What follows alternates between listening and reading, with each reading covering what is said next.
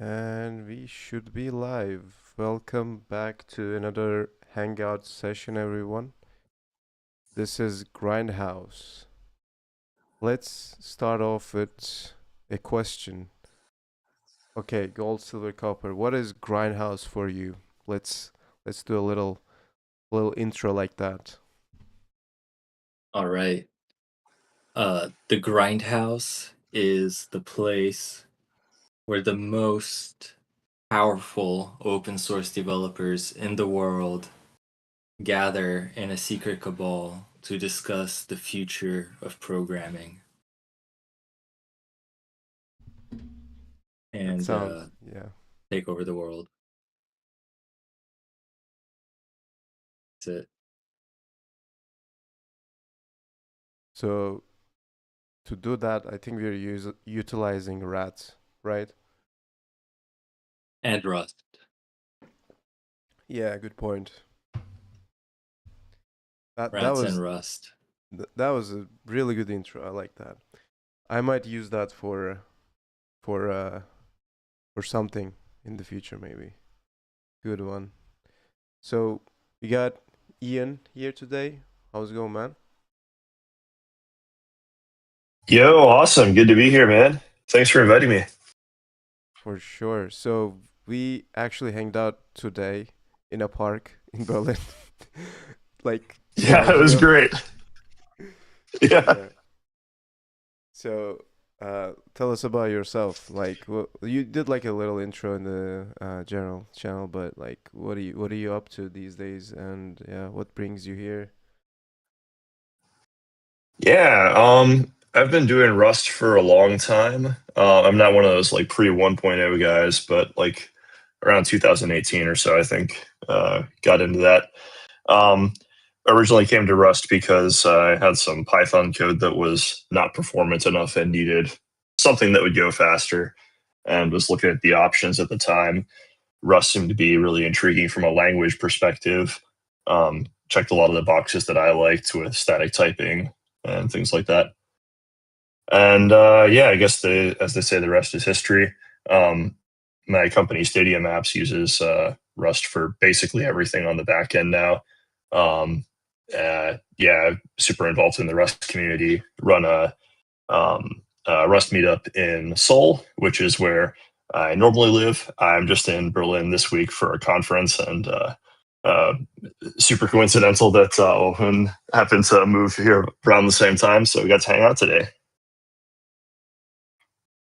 Yeah, we've met at Rust Asia, I think, right? Yep. Yeah, Rust Asia in Hong Kong. Yeah, that was actually it's been like 1 and 1 year and 3 months probably because I remember it was in March. So Right. Yeah, you're right. Yeah. yeah, nice. And you doing the meetups. I see that. Maybe you wanna like do a little advertisement in case anyone is listening and they wanna like they are in the area, they can reach out to you or something like that. So what was how's it going like the meetups in Korea? Yeah. Started off very small many years ago. I didn't actually start the meetup, but I run it now. There was a guy from New Zealand who used to live there that started that, and I've kind of taken it over now. Yeah, we're a pretty regular group of about 20 people. Honestly, the biggest constraint right now is our venue that we rent out is a bit small. So maybe someone's got a venue that they want to um, sponsor in Seoul somewhere that we could use that's a little larger. But yeah, yeah, you can find us on meetup.com, or if you subscribe to the This Week in Rust newsletter, then you'll see the announcements there for when we do our monthly meetups. Do you know who's like curating the meetups for the newsletter? Because I know that we can submit like entries for the newsletter, but I don't know how to like submit the meetup stuff because I might need to do that for Rust Berlin at some point. Yeah, I forget who the person to talk to is. I guess just open an issue on GitHub or something. But the way it works is it's automatic. There's a Google Calendar called the Rust Community Calendar, I think. And if you just ask nicely and look like a person who organizes Rust meetups, then they'll give you access and you can put your meetup on the calendar. And every week, the automated thing that generates the email puts it in there. Oh, I didn't know it was automated. Okay, that makes sense. Cool. Yeah. Nice. Thanks for joining us, man. Like I'm super happy. Like when people from like people that I met in real life, they become part of the server. I'm just extremely happy. So, thanks for hanging out with us today. Yeah, So, man. Thanks for the invite and looking forward to chatting on the channels. Yeah. yeah, absolutely. So we got newcomers here. Omotolani. What's going on, man? You wanna introduce yourself and tell us about your grind, maybe? Oh, I um all right, yeah, my name is Omotolani and I'm a developer. Uh Actually I'm new to the whole Grindhouse Hangout. This is my first time here. Well, my grind I've just been learning. I haven't picked up Rust yet. I've been on Go for a while, but I've been perusing the Rust book, the Rust book, but I've not gone too deep into it. So there's not much about me. I just wanted to uh get into the community and see how it is. Yeah, welcome, man. How did you learn about this server? Like, where did you see it? Do you remember? Oh yeah, I first so I went down a rabbit hole from your blog. I saw you created Ratatouille. I saw your interview on YouTube. I've forgotten the podcast, but I went down the rabbit hole of going through your blogs, then saw the Discord server. I went to your YouTube and I saw that you had the Discord server. Then I joined because I wanted to join a community of coders that were building stuff mainly on the terminals or something like that. So I was interested and I said, let me join. So I That's haven't awesome. I haven't really been active on here. So I saw the hangout and I was curious and I joined. Yeah, nice. Again, welcome, and I hope you found what you were looking for in the server, because yeah, it's a bit all over the place sometimes, but yeah, we try to share the coolest stuff here. But yeah. So, Ricona, how's it going, man? Shit, not much. Trying to. Uh, I've been mostly working on my new Lang for a little bit. Uh, Elda finally hit pre-release, so I released that. Been working on ironing out a few things in that with some UX stuff with Gearish opening up and testing stuff, which is nice. Just working on an install. Funnily enough, he's using Unity for examples, but yeah. Yeah, that's mostly what I've been working about. Right now, I'm arguing with myself about whether, like, you know how C has header files and such, like interface and body split between files. I'm like trying to figure out whether or not I should like ditch the two file setup, which the main attraction is mostly like the DX of it, like not having to have two files because I hate having a bunch of files, but the reason it's there is it's pretty decent for the reason, especially with like compilation speeds and like having the split for like APIs and such is pretty nice. I really don't like how Rust does it with like I think they do pubs and like explicitly saying in the files. So I don't know. And it makes importing pretty nice. So I don't know. I'm kind of on the fence about it whether I should keep it or I shouldn't. But I'm pretty far ahead now. in in my language. I'm to the point where I can compile a couple of things. And I've done the paper proof mathematics and the calculus. I'm working on some lean mechanized proof of the language. So um, yeah, that's pretty far to where I'm at. Nice. Sounds like you've been making a lot of progress, man. I saw that you released Elda, or I saw some posts. I think it was last week or so, Hmm. somewhere. Yeah. So yeah, good stuff. Yeah, I mean, I haven't tried personally, but yeah, maybe I can yeah, give it a it's try. yeah. You should give me some feedback as well. I'm trying to get as many issues out as I iron stuff out before I go into more phase 11, which is the main crux of what Elda is trying to provide, where it's I'm trying to learn from a lot of different packaging systems. I saw somebody post one that comic of creating a new standard, but it's not necessarily a new standard. It's just a new standard that was made to conjoin all the other standards, not because it's a new one that you should target, but in the sense where it's converging and combining. I dropped my IEMs.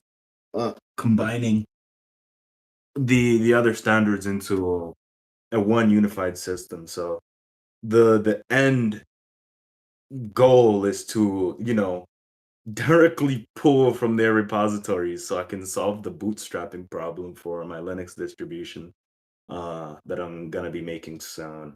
It's my new take on Bedrock Linux, where you don't even have to have the containers to have all the packages in the world. You can just implement their package managers, I guess, and steal all the metadata that they provide and just install it directly and grab their binaries and stuff without having to use their toolings, which is a hard thing to pull off, but steadily going. And that's what phase 11 is going to be doing, adding enter repositories, which is supporting other repositories that aren't Elda shaped. So think of like the AUR or the Pacman, the Arch repositories, or Gentoo's bin repositories, or like the Nix packages, which is going to be a pain in the ass, which I already studied pretty much. I have a bunch of markdown files um, where I've plotted out every single thing and how to translate them.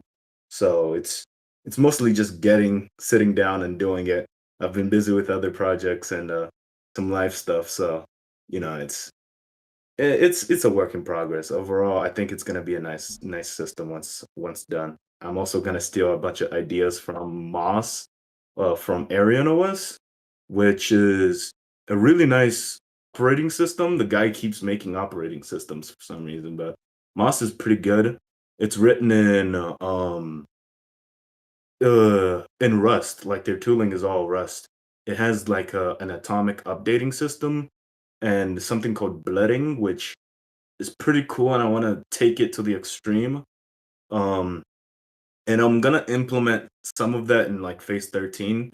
Phase 12 isn't gonna be much. It's mostly just cleaning up a lot of the work that's gonna be done in phase 11, which is coming soon.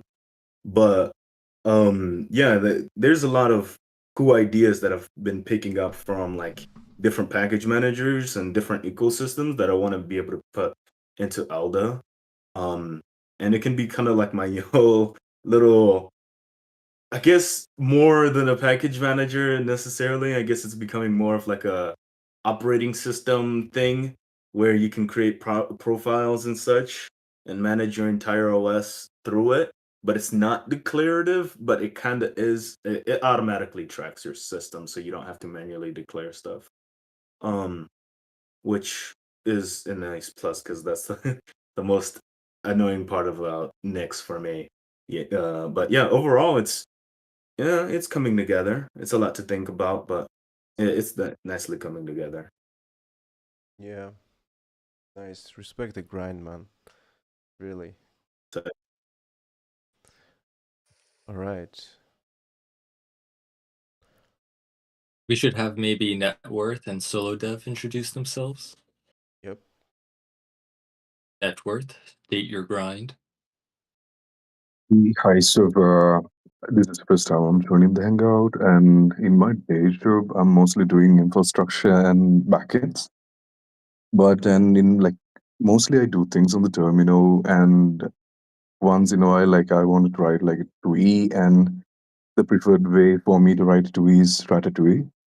And going with Ratatouille, then I figured out, okay, the Grindhouse is the place to get to know what projects people working on, and basically like it's more of like a community now. Like I get to know how to write things, and at the same time learning a lot about Rust by like seeing all these, going through all these projects in the show and tell section. So yeah, overall it's like a good journey with the people in the community. Yeah. Nice, sounds good, man. Sounds good. Solo Dev, it is your turn, and then Dev by Pen. Oh, hello guys.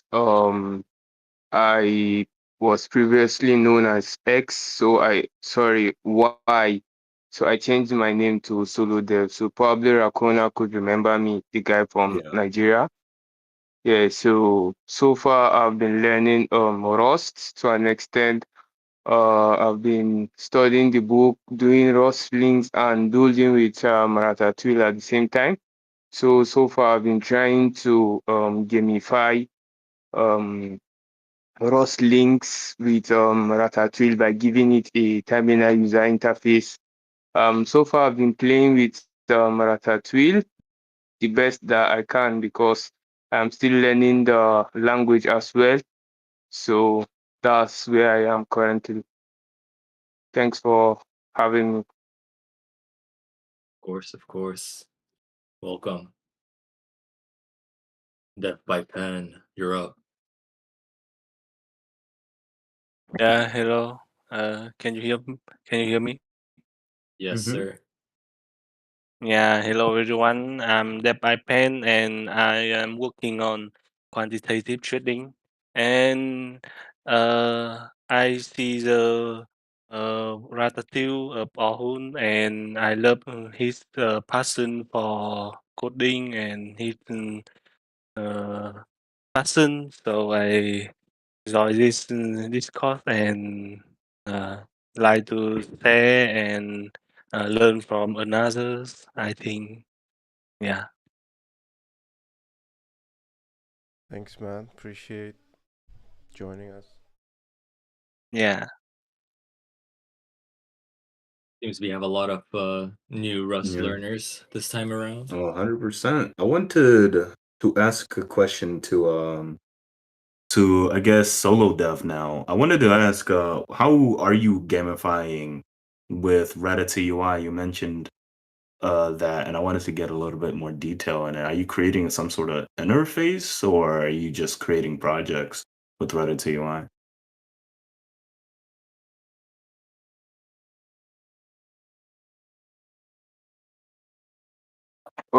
Sorry, can you come again? I wanted to ask, are you the way you're learning with rustlings and Ratatouille UI? Are you creating interfaces, or are you specifically creating an interface for uh, rustlings with Ratatouille UI so you can gamify the system? Okay, so this is how I've been working with it, right? So I I actually came from web development background, man, which is MongoDB, Express, React, and Node.js. So basically, I was working in the web, so I had no idea on how the terminal works. I had no idea on how to build application on the terminal. So I think Ratatouille gave me the intuition on how to build on the terminal because what I basically am doing currently, just learning how to pass data and in the to pass data like a struct or something. When I pass the data, so the moment a figure, let's say is called, let's say for instance, a user solved one exercise in the Rust links. So he's going to add let's say add like plus 10 to his score. So when he gets plus 10, so I'm gonna use that figure to like just manipulate the terminal user interface to just show an update. Like for instance, the rat that is holding a card. So the more the user solves exercises and gets more scores, the more the color of the card the rat is holding changes, like the famous Ratatouille logo. It has a Hmm. card that it's holding. So the more the score the user gets, the more it changes the color to a more pleasant color to show the user that is actually improving, unlike just solving Rust links without any user interface to show you that you're actually improving. So it's just a little thing I've been doing on my end. So far, I've been learning a lot. So towards the progress here. So I don't know if you get what I'm saying. I got him. Yeah. Is this a separate interface or is it in like a text editor like Neovim or something? It's just basically on the terminal. Um, it's actually on the terminal. So when you start the the Rustlinks, Rustlinks has certain keys that hitting Yeah. those keys are going to hit some certain interfaces. So what I did was that on when a user click G, it takes him to the gaming interface where I'm building. So uh, that's how I actually built the interface. Oh, okay. That's type shit. Thank you.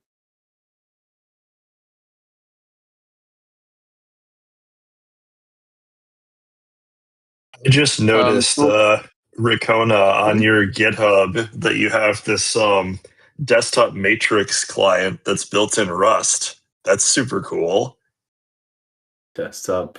Oh yeah, the Revit. Rivet, yeah. Yeah. I've been in turmoils right now with Revit. The GPY landscape is currently in a bit of a division point because Z Industries is currently they want to improve Z in a way with GPY to be integrated. So they're not taking community Hmm. editions, which is harming a decent bit of performance. Um, so currently I'm trying to work with the GPY CE team to improve GPY CE and actually get updates to the crates package going because there was a 2 month period where things were a bit halted um and I've been in the midst of a refactor ever since, so currently working with GPY CE to make that the dependency story for GPY a little bit not messed up and screwy, so I can probably get to working on that project. But yes, it's meant to be my personal take on it. There is another one called The Grid, made by a friend of mine called Cloud, um, which is a little bit more featureful. Um, and it has actual calling and everything properly implemented because Rivet was a really early code base, and it has the code base is very very classic Ricona code base, like let me see. In UI, I think I have not bench, those are benches. Oh wait, did I push the update? Yeah, I think I did. I Oh separated man, out I the cleaned that shit up. components? Oh my god. I did. That's I haven't been in this code base for 3 months, so I I haven't I don't remember much. But what I remember was previously it was a couple like maybe like 5,000 line like that files. So the code base wasn't too good. But now I think I pushed a few refactors, I guess. Yeah, I will continue to work on it. It's just it needs a little bit of care with the GPUI situation. And I'd like that to be a little bit more solid before I continue my work on it. But yeah, Yeah, thank you for I think checking it's it out. cool to have more. I think it's cool to have more Matrix clients. Matrix is like a really interesting uh, technology ecosystem, but it's still very immature on the UI No, I side. completely agree. I run my own Matrix server as well.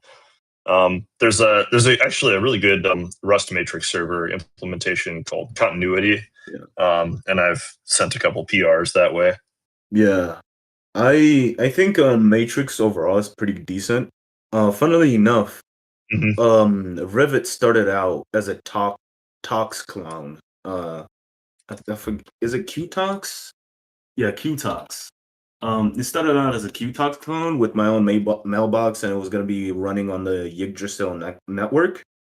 Um, Mm. and I had written it.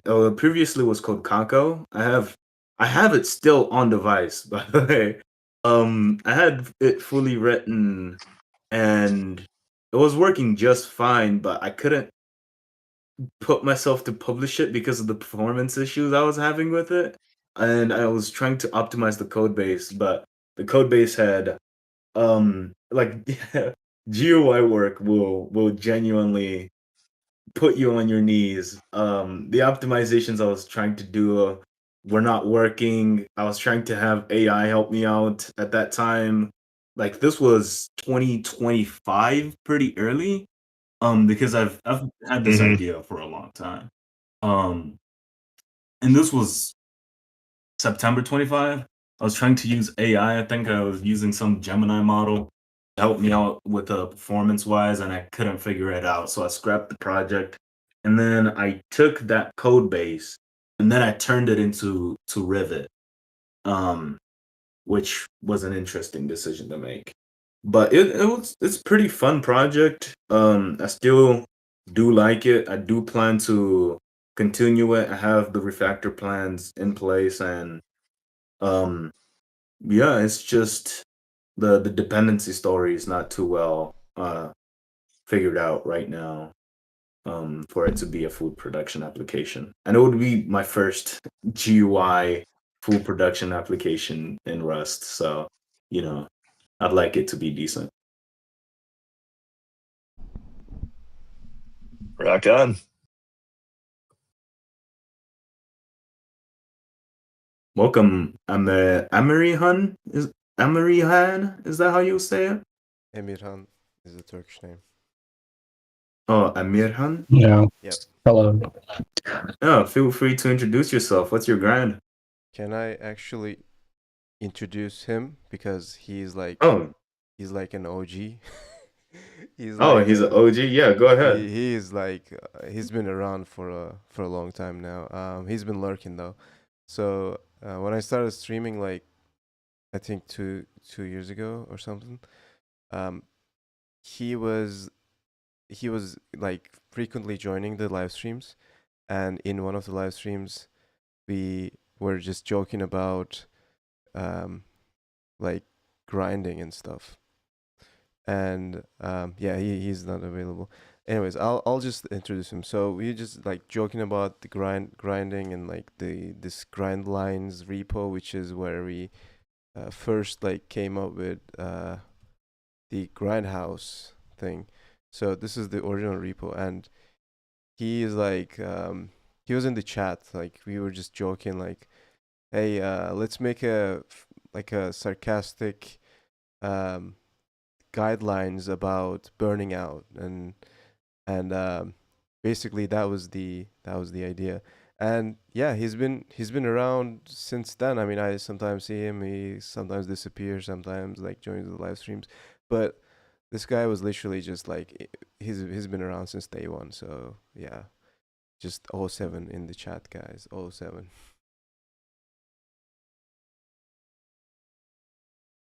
And I never like heard his voice until now. Just like That's really funny. said hi and then yeah. Man, that's type shit. I really like the second, the sixth, the grind lines guidelines. Yeah, I like the sixth one. Pretty good. Yeah. Have you guys heard the? This reminds me of this this podcast shell game where the host made an entire company out of AI voice agents and basically just turned them loose.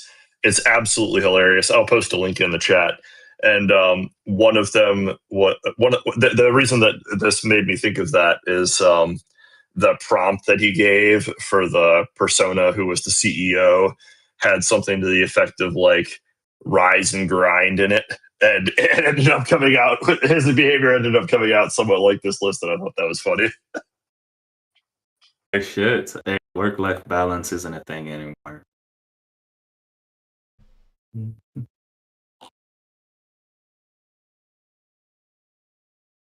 Good.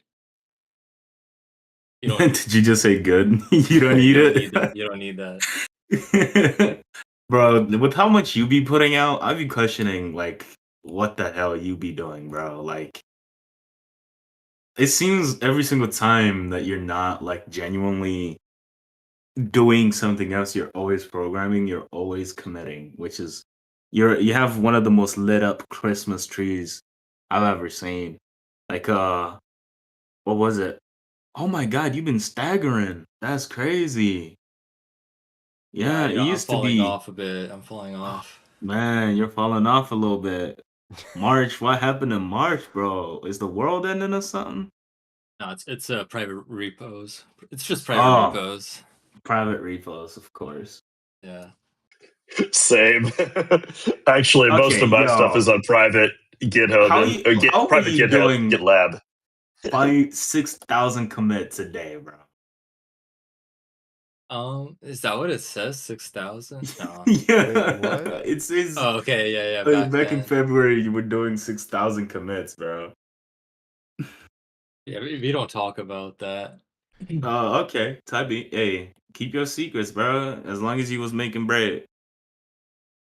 Yeah, follow Gold Silver Copper. They're always experimenting with the Rata UI suite. It's pretty amazing, and they've made some of my pretty much favorite Rata UI projects ever. Like a rotating terminal is pretty fun. I have a GIF of that permanently saved because it's one of the best things to ever come out of the community. That rotating terminal repo that Gold Silver Copper made, it just inspired me to do the Ratty. So, I mean, he's the mastermind, man. Yeah. Oh, bro. Speaking of Ratty's code base is still kicking my ass, bro. I mean, I think I have a couple merge conflicts. You're just doing like something really large. That's probably why. Like you trying to like integrate Wayland or something like that, right? Yeah, I'm adding Wayland and X11 support. Yeah, I mean that's big. Yeah, fair. I thought it would be smaller though if I could depend on Smithy a bit more, but it's still a pretty large bit of work to make it work across different GPUs and such, because I was originally using Vulkan to just take what it was gonna be rendered and add it to a Bevy plane, but I was having issues with my NVIDIA drivers that kept dying for some reason. And so I just decided to scrap that, and I've pretty much restarted the project 3 times because I've been attacking it differently every single time. But I hope to get it pretty soon. Lord knows I could try and manufacture a different setup, but I think the protocol style overall is pretty good. Yeah. I was able to get a fork of Zillage spawning fake bevy panes with it, like different um terminal panes. I guess you can kind of already do that with Ratty. So it's pretty good in that aspect, and I think this is the future, man. Wayland terminals. To be fair, you could just do this with um like a already existing window manager and just slap Ratty directly into it with no what was it? No workspaces, and you'd achieve the same thing. Um, but I'm trying to make it integrated with the protocol, so it's a little bit harder to finagle with because I'm trying to force it to behave in different ways, depending on different situations. I did have Thunar running in it, but for some reason it was colliding with the terminal chain behind it. So it's it's whiffy waffy. I'd say it runs a little bit harder. Overall, I think it'll be better once I stick to the project and properly lock in, which I plan to do next week, Tuesday, and mostly focus on it then. Once I've ironed out my other several projects. Well, this project is like at a point where it's uh it's it's either going to be usable or it's going to be something entirely new that you have to change your like entire working style to be able to use it. Like what I mean is right now you can use this as a terminal, right? But if we add like Mhm. Wayland or something like that into it, then you're gonna have to like the purpose of this is gonna change. Then yeah, this it's a Yeah, I guess so. matter of just experimenting at this point because there's no clear way of going forward. Because I mean, before this, there was no like 3D terminal project, so Yeah. I don't know where this is going. Is what I'm saying basically. So just experiment Speaking with it. of 3D terminals, I do have a working PR to Beacon that implements what is it? The Ratty graphics protocol to it. I have the Ratty race game running Yeah. on it. I don't know how to screen capture from it. I think I'd use Camus Grabber, I think. But yeah, it is kind of working.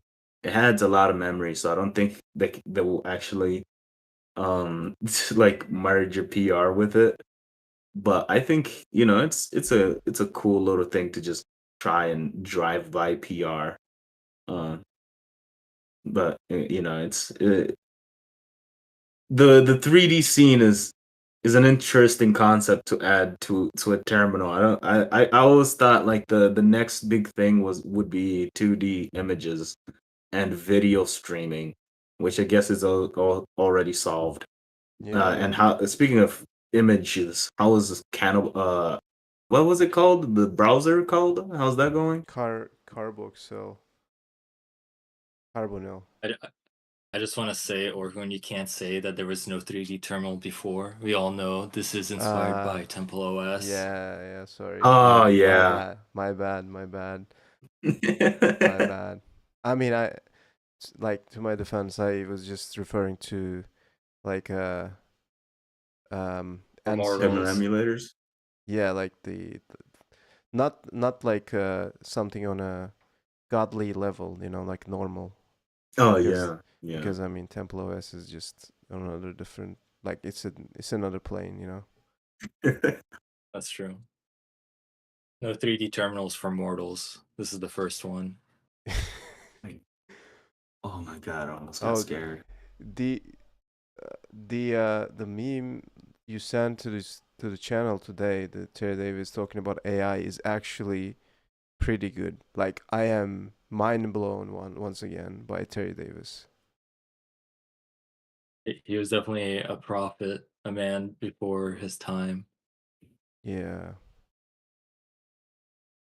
Yeah. But yeah, going back to the question, Yeah, I mean, he definitely predicted a lot of stuff, and just like the way he talked about programming, it was pretty interesting. Like,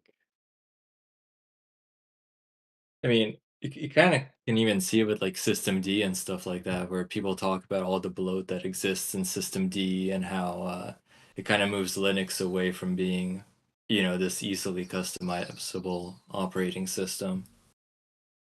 It's like the people want a Temple OS.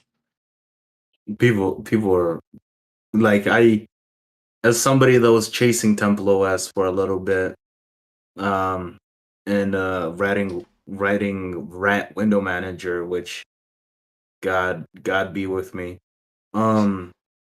It's a nice concept, is it not? Like, imagine daily driving that. Imagine that was the default interface for everything. Your browser, everything was default and designed for the terminal.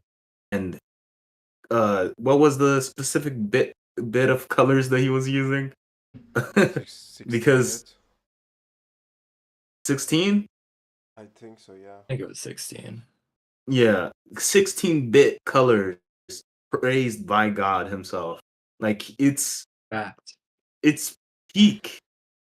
You saw what he was able to achieve in, a short amount of time, 20 some years. Probably not 20 See you years. later, Orhun. Thank you for being here, man. It was fun. But yeah, I think overall I constantly like genuinely moving towards the what if everything TUI, because I saw this TUI Minecraft mod manager, and I started convulsing. I thought,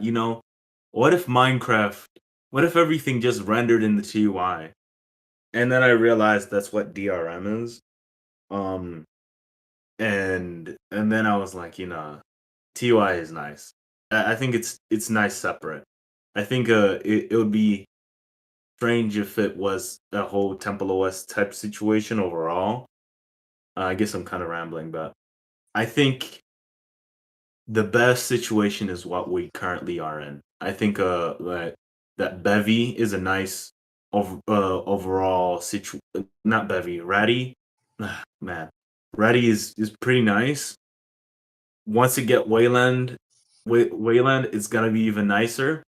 And once my ZLH fork with Wayland support panes comes, it's gonna be like, why even use a window manager at that point? You know what I mean? There's no need. If you need a Wayland application, you can just spawn a Wayland application temporarily. If you need to properly set up your setup, you can just use TUIs for everything. I found this new tool called what the WTF utils. Peak dashboard. You can just set up anything. Like your entire setup could just be the terminal. And I think it's best that way. Funnily enough, I got this idea from a graphics programmer. Man, I totally get you. And there's actually a complete operating system that does this already. It's called Emacs. Jokes aside. Okay, I'm glad someone thought that was funny besides me. I love Emacs, but I hate a couple things about it. Actually, the main thing I hate about it is the performance is terrible. If only there was, I don't know, some eLisp compiling to something, or there was a Rust-based interpreter that was more than just single-threaded, then it would be amazing. I mean, you have this like TUI for everything, like you just said. Like you have Magit for doing version control with Git, and it's fantastic. It's just a bit on the slow side, and like if one package is blocking the main thread, then well, that sucks. But like it's actually really funny. I was just talking to Orhun this afternoon about this. I I've been a big IDE fan for years, and I actually just switched back to Emacs after like 15 years away because with all this, agentic coding and stuff, the all that I really need is a fantastic text editor, and it does all my terminal multiplexing, and it's the window manager and everything. And I basically just live in Emacs now. It's a wild time to be alive.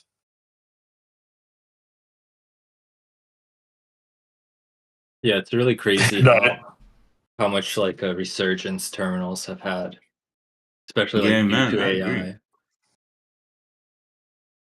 it really is. I think like the power of having a text or code or however you want to think about it configuration language is like that's a really powerful thing in the age of LLMs, because it used to be that, and I would knock people for this, by the way, too, for years. Like you spend a month customizing your Emacs or NeoVim config or whatever to be just the way you want, and now you can do that in like an afternoon because the LLM makes it so much easier.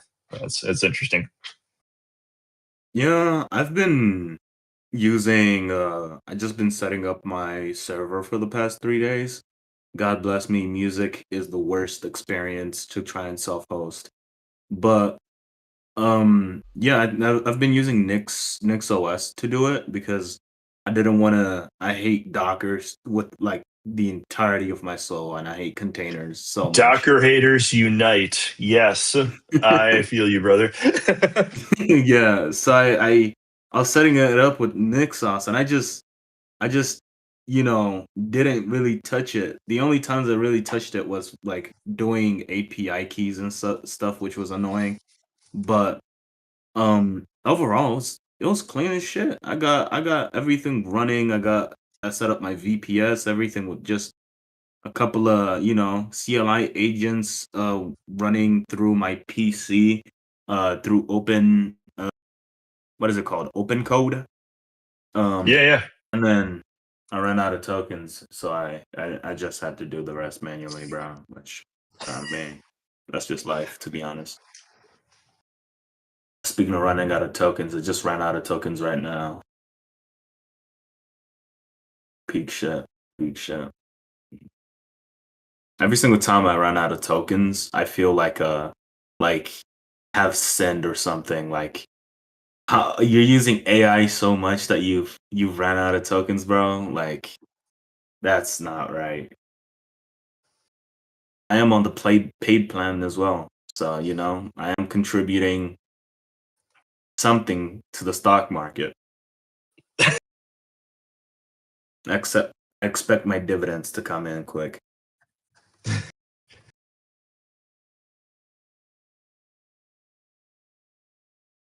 What are you running on your server out of curiosity? Tell me about that setup. Oh, my server stack?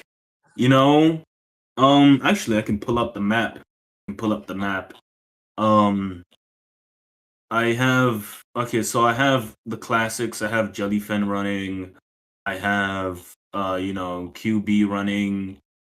Um I have I have ROM manager running to manage my ROMs because I play games on my Nice. phone. I have let me see, what is this called? LiDAR. I have the entire R stack running, for purposes. I Oh. have SoulSeek running. Are like the statistics programming Yeah, language? yeah. Yeah. I guess you're not tapped in. It's yeah. Do you know the R stack? Do you know the R stack? I mean, I can't go too deep into detail since this is live streamed on YouTube. But Oh yeah. No, I got you. Yeah, no, that's cool. yeah, Yeah. yeah. I used ours for some ML stuff back in the day. Yeah. Sure. The R stack, like sonar radar for media acquisition. Oh, okay. I'm Yeah. not familiar with that. Yeah. Yeah, yeah. You should type in, look up the R stack, ARR. Oh yeah. It's there's a lot of resources on the internet about it. Oh yeah. If Cool. if you're trying to sail some seas type shit. Okay. I got you. Yeah. Yeah. And then I have Plex running. I'm probably gonna remove it I was using it for my music setup. Now I have Navi drum set up with Malajo, which is a local scrobbler that I use, which then pipes into multi-scrobbler, which sends it to Lesson Brains and Last FM. So I have 3 scrobblers set up.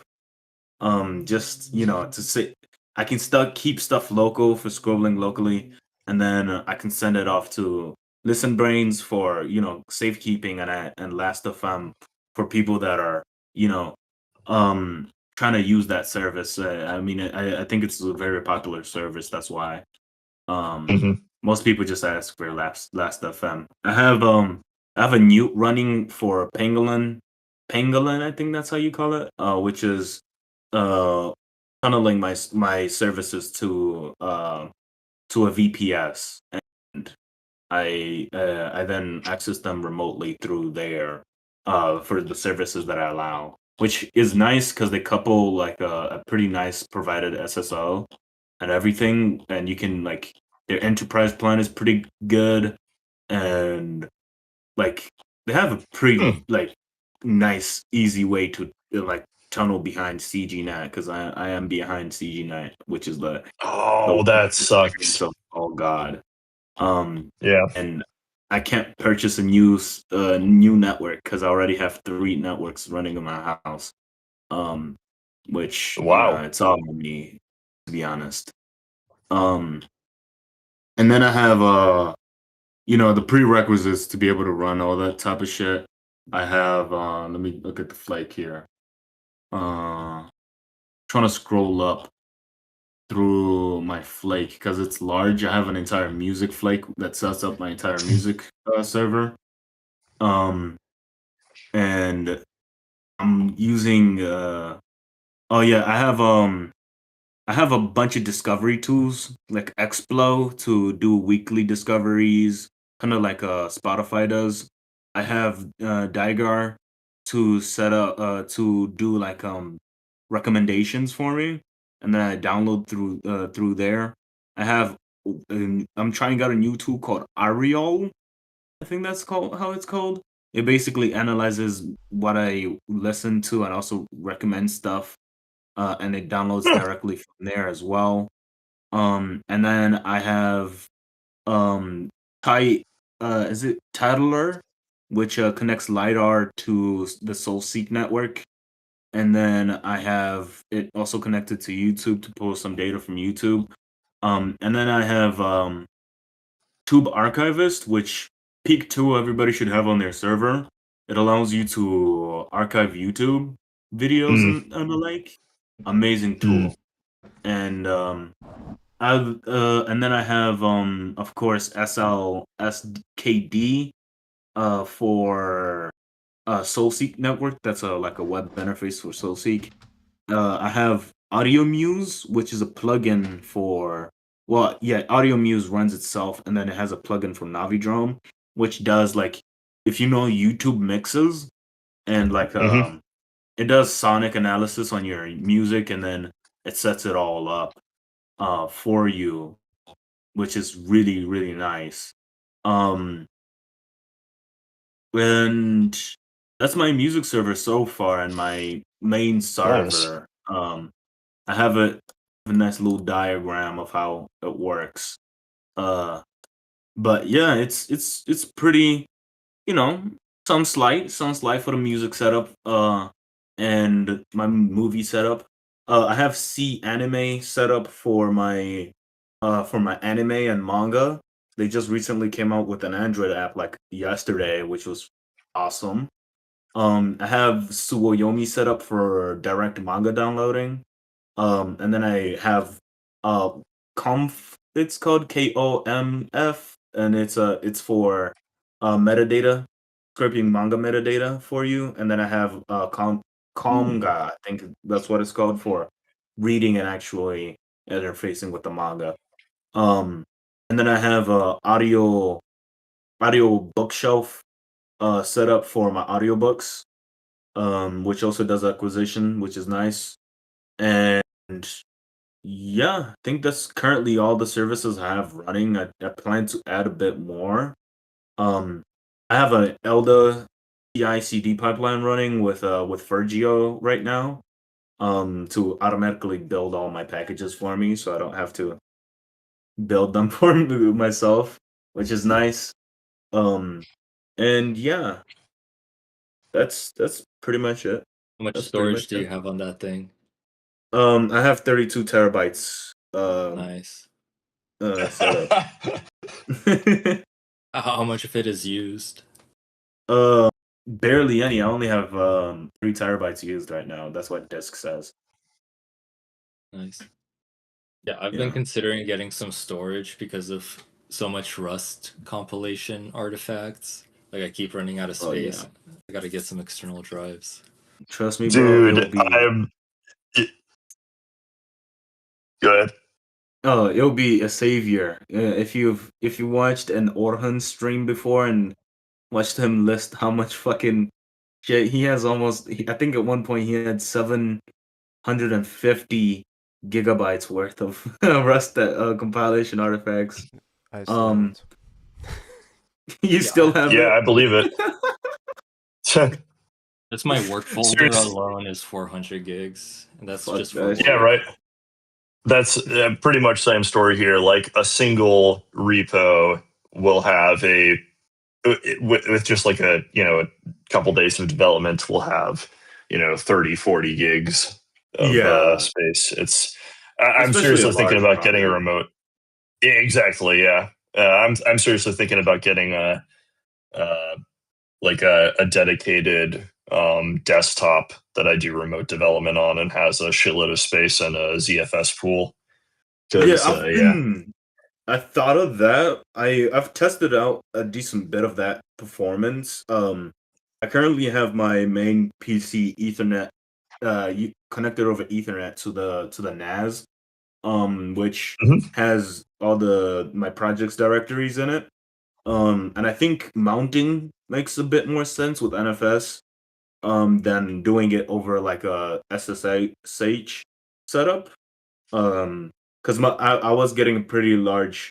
I have all my projects in one projects directory, and it's currently sitting at 238 and 30 gigabytes, and I preferred to just move it all to a different setup. I was doing it on my 1 terabyte, but my 1 terabyte was running out, and I needed it for games. And so I moved it to my server, which is a better setup. I tried SSHing every single time, which got really annoying. I know Zed supports SSHing, and you can get a Neovim plugin for it, and I didn't like the experience personally. So I've been just moving over to programming in Zed recently, which is nice, but SSH is still kind of not it for actual programming personally. So I just mount everything. Yeah.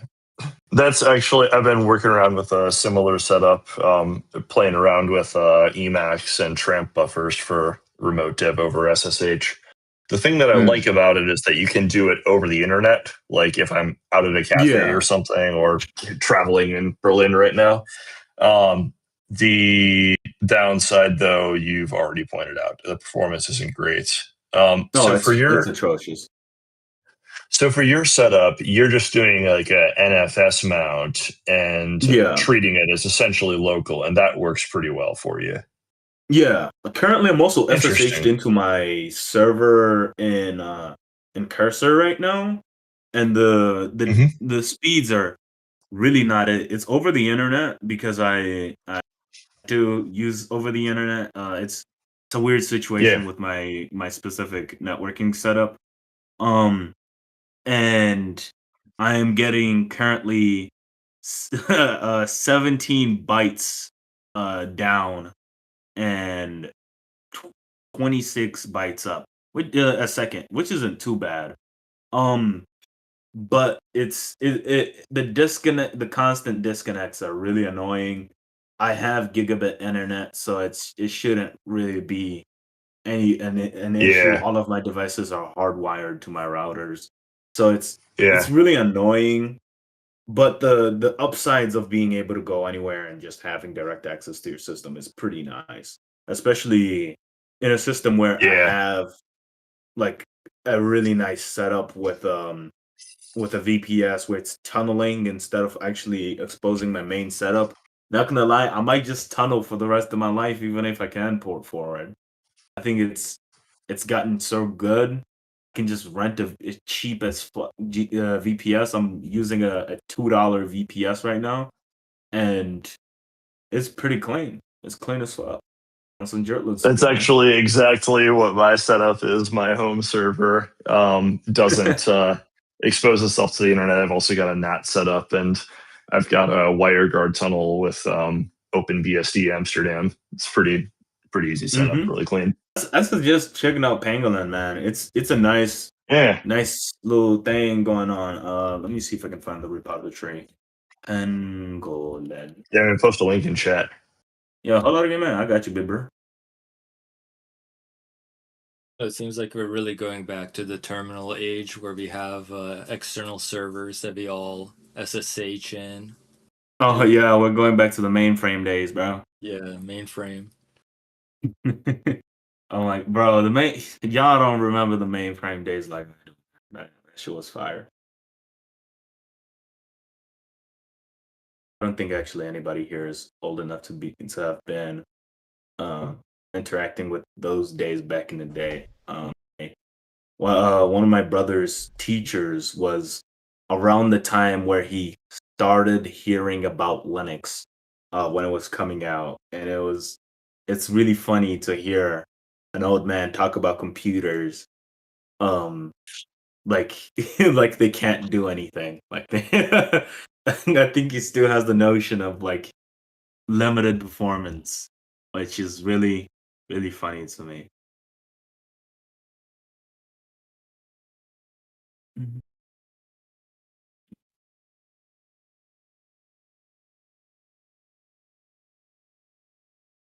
In mainframes in a museum, but that's about it.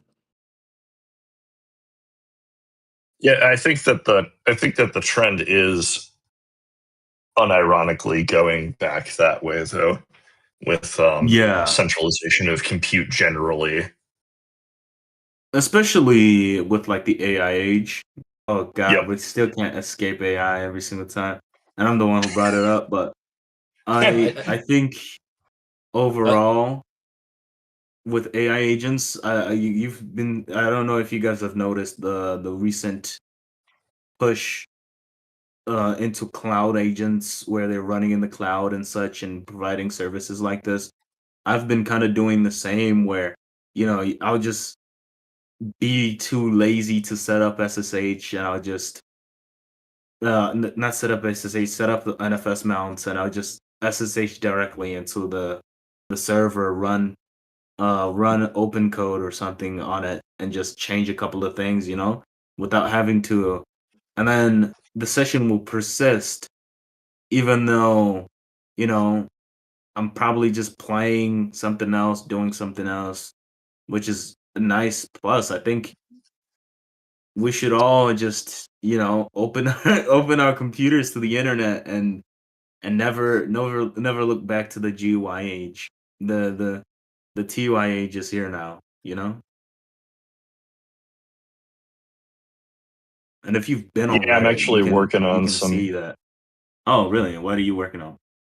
I'm working on a side project because I think one of the biggest problems right now with AI agents is that you can't really trust the sandboxing that they have, if they have any. Like OpenCode, for example, doesn't have any sandboxing built in, and that should scare the fuck out of everyone. I had something to say and then I totally blanked. Oh, sorry. I need to stop saying that. What was it? A whole lot of gay men, because a whole lot of gay men fuck with each other. It means I agree. Okay. Yeah, so agent sandboxing. That's it. I think previously, like we mentioned that like we don't want to talk about AI, but it was like because we were like talking about it too much. But then Orhun had that blog post where it was like, not talking about AI is kind of talking about AI. So I think the new rule is basically like I mean, actually, you can talk about AI as much as you want, but it's like you got to be just respectful and like it's like if you can't talk about AI here, then you can't really talk about AI anywhere. So it's like you got to have the conversations in order to Yeah, move it forward. I think it's totally and that's fine to true. talk about it. That's a whole lot of game, man.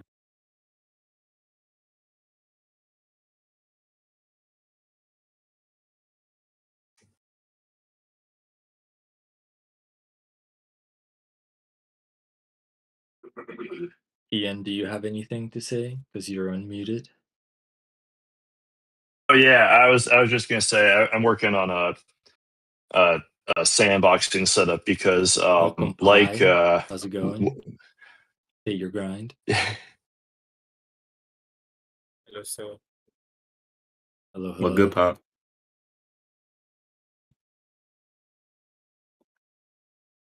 What you working on? Test. Yeah, so currently I'm working on a DSL.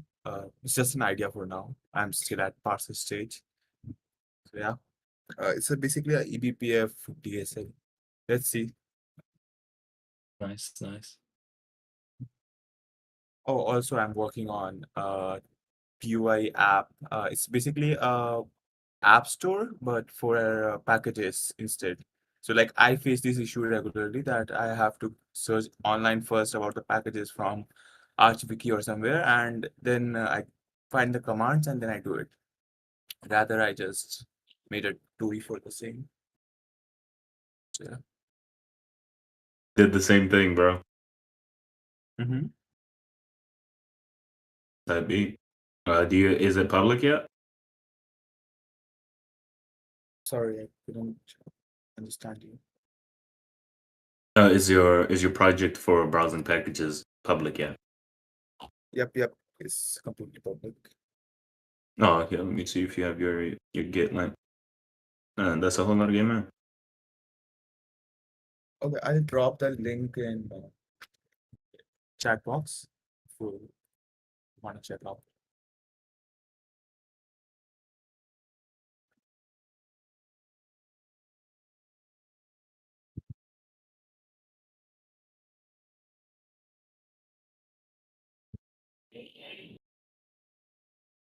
See what we got here. Oh God. Shit.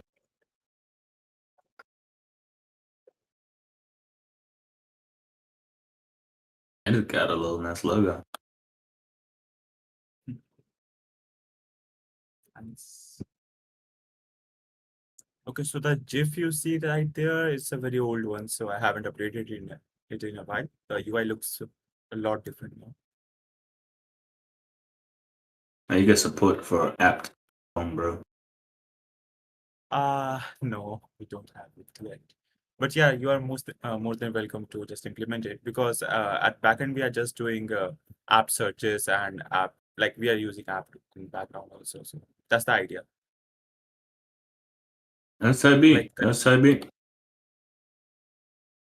yeah. How did you solve the browsing? Are you directly like accessing their databases? Yeah, so basically when you do when you update your like for example if you do pacman syu, so you there's this particular file in your system which gets updated and all the packages are there. So I just fetch it from there. And for Arch, so there's this thing with R that it has thousands of packages. So because of that, Arch once feels a little slow because it fetches the package name literally from the API. So yeah. Okay, yeah. The way I solved that, I was just like batching up the in my having a dedicated database to save it to. I think that if you guys implemented something similar, it would be pretty interesting. What are we talking about? Let's go, little Deb. We're talking about this guy's project. Oh, Oh, so what not is it? I'm kind of caching it. So like for example, if someone is searching Firefox continuously, you just cache it for some time and then use TTL or something and then remove it later. Okay, that's fair. That'd be. Yeah, and the good part is you can fuzzy find stuff, so yeah, it feels very natural to work with it. Yeah. Okay, that speed is fire, man. That shit quick.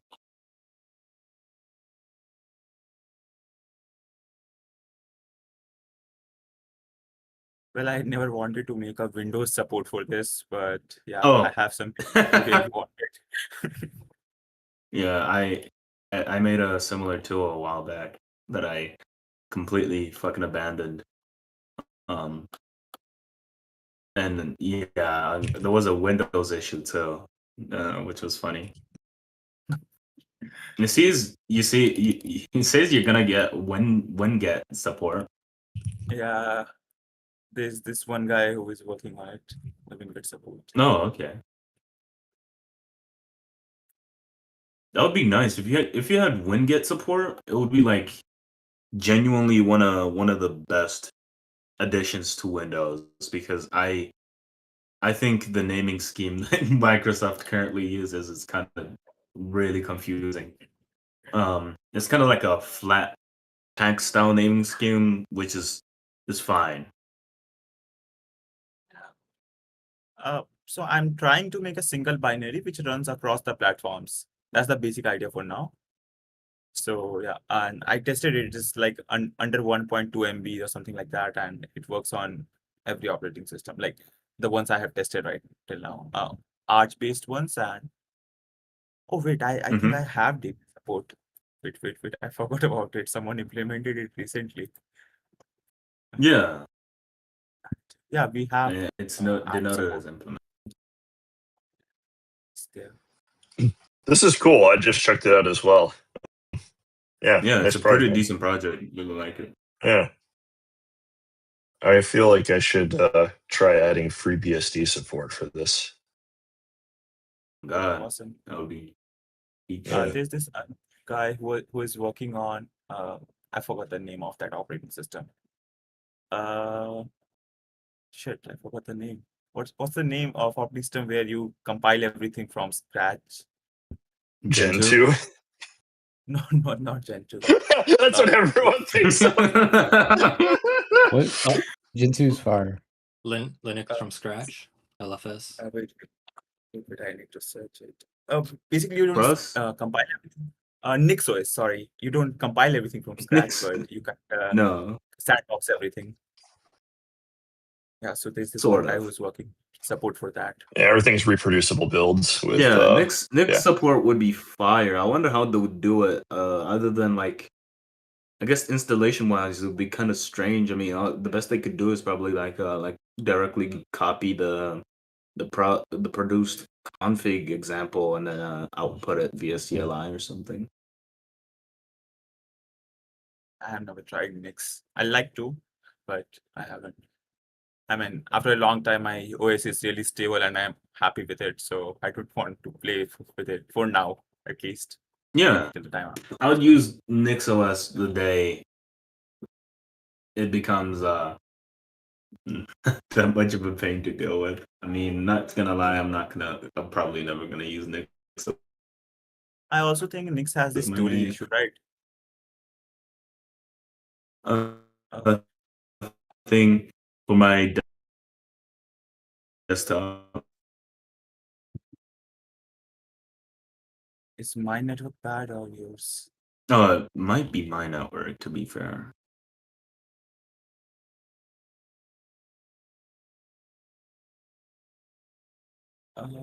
Which No, we can hear you just fine. Which operating system is Diblis using? Devils is using Gentoo. Oh. Yeah. Cool people. Why are you using Go instead of Rust? Because one is clearly better. No, that's wrong. We're gonna have this debate with Dibbles again. Oh my god. But apparently I also hate Rust for some reason. I Why would I think there's develop too an much API with abstraction. Rust? So yeah. speaking of languages, I gotta lock in. I gotta lock in. What do you your copper? What's up? So what do you think of my predicament with the interface and body split? What do you think a one file solution, or like having a dedicated like body Yeah. scope would it make sense, or to reduce Personally, churn, or yeah, it's not like you personally, have. I think the one file system is a lot better because the two file system is just kind of like it's like a lot of duplication. Like there's really no point to it, and it's better to just have it all in one place. Especially like when you're working a lot and you're like changing type signatures, it's pretty annoying to have to like switch between files.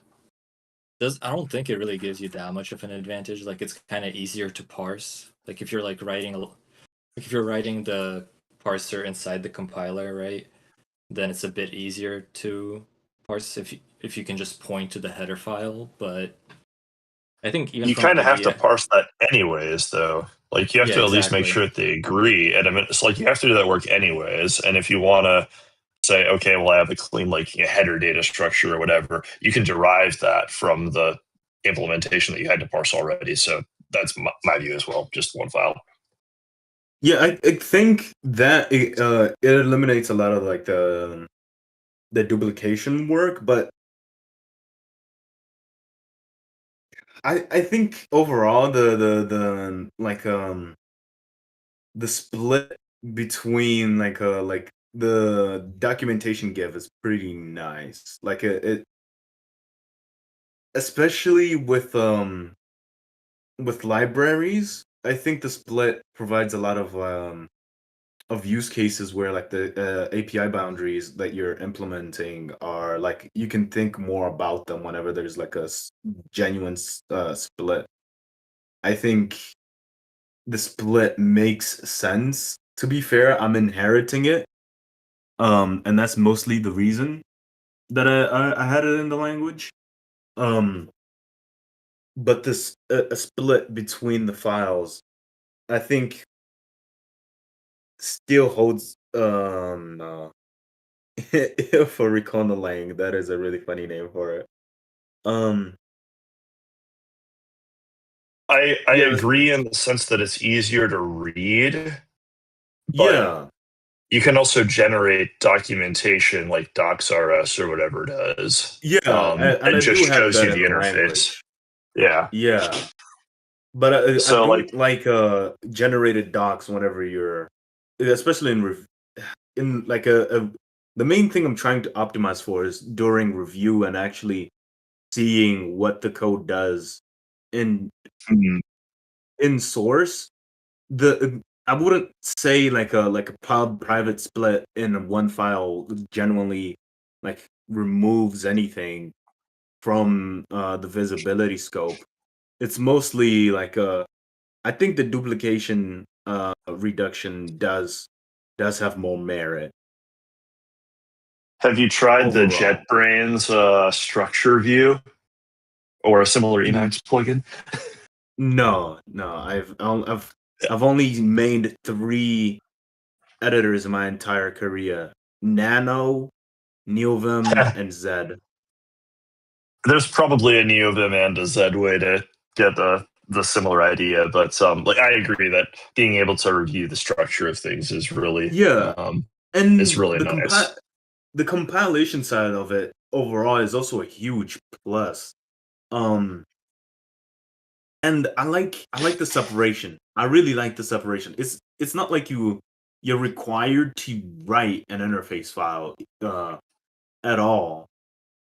Um, like in the slightest. I mean, you can just do a body, and you wouldn't have to publicly announce anything. But you can like maybe adding like a body, right? Like a body split into the interface file, so you can declare the interface and then write the body directly. But that's just duplication work that doesn't make any sense um in the language. So like something like this. I guess this is more Austral than it is Kyokai, but like something like that. That's how it would look like in like Austral.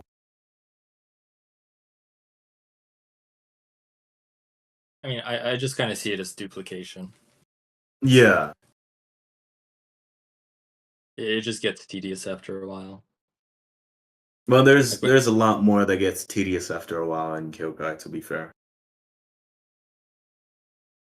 Yeah, I mean, to me it just feels like you have to do that work in the compiler anyway, so you don't necessarily have a win. I think the main reason why C and similar languages still maintain that split is because their only method of hiding stuff that's private. Yeah, but hey, man, it's your language. It's your language. You do what makes you happy. It's a language for the people. You know, I don't make software that is meant to be, you know, like this isn't a learning opportunity or anything. It has been, but like most of the stuff in here is just stuff that I already knew already, and I'm just implementing and questioning myself about it. I think I think uh I think y'all are right though. I think y'all are right. Let me update this.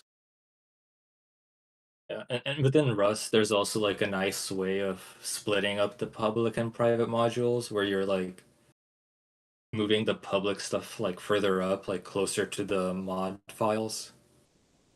And then like all your private stuff is like further down kinda in the structure. Yep, exactly. You can also have private sub modules in the same file and think like there's a bunch of ways to slice it, but yeah. I generally agree. Yeah, the duplication argument makes a lot of sense, especially that's removing a lot of pain in a language, especially with linear typing, like the one I'm making. It's called Kyokai. And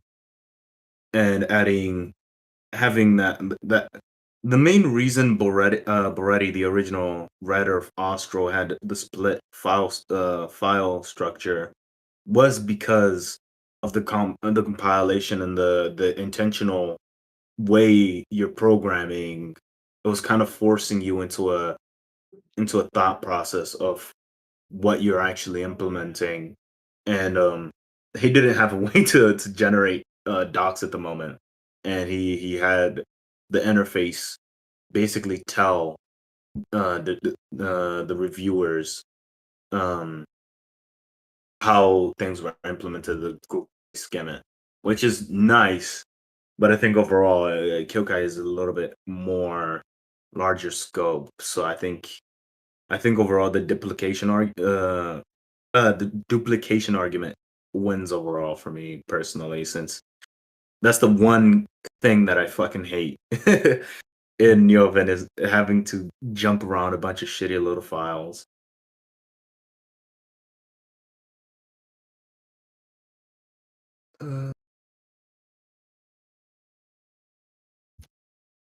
Yeah, another thing to keep in mind is like decorators and like further like type signature stuff. It's like you would have to decide like where you would want to put that. Like, okay, do I put that in the header file or do I put that in the like main file? So Thankfully, most of all of those type of decisions were pre-made in in Austral. It forces a mostly body file style language, where you can omit the interface, but it like you can barely do anything. The most that you're doing in the interface file is just declaring what functions you're actually going to be like using. You don't even have like and what are they called? Like declarations, or you can't specify generics or anything like that in the interface, which I thought was a little bit strange. But I think the pub private split makes sense overall. in like a or something else. I'm trying to. I feel like uh, turmoils.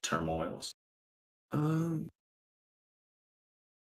Ian, I wanted to ask, since you're an Emacs guy, are you big into Lisp? I was many years ago. I wouldn't say I'm super big into Lisp now. Like, I think there's a lot of cool things about it. It's not like I think there's anything special about it or it's my favorite programming language. I will do it when I need to, but more of a Rust guy than anything at this point.